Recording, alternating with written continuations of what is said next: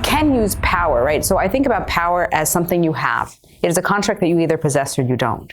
Now you can use that power to harm or help others. So we think about, and I say we, like scholars that study power, we think about power as a magnifying glass. If you have benevolent intentions, power makes you more benevolent. So if we think about, the great benefactors or philanthropists of the world, most of them are very powerful, right? And they do amazing things with their power. And yet we also can think about throughout history, many powerful people who did very bad things with their power. And that's personally for me how I distinguish power wielders and leaders. So power wielders are people who use their power for their own self-benefit, their own self-aggrandizement. And leaders are people who use power for the well-being of others. Okay. They use it for leadership, which is, to me, the ability to motivate, enable, and influence people to reach a common good or a shared purpose. Okay.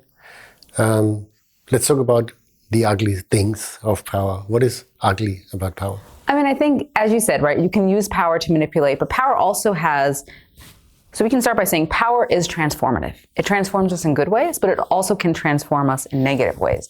So power, for example, makes us more hypocritical. The powerful think that they can do things that the less powerful cannot, or can do things and get away with it that the less powerful cannot. Power makes us less empathetic. We're less likely to be able to understand the mindset or emotions of others as soon as we get power. And I even mean here, which is really interesting, it's like experimentally induced power. So you come into the laboratory, you're like everybody else, and we tell you, Matthias, the next session, you're going to have power over the other people in the room. You're going to be the manager, and they're going to be the employees. Just having that instruction changes the way that people act.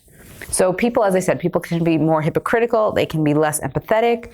They can also tend to make decisions that are benefiting the self and ignoring the other, and that has to do with the empathy, right?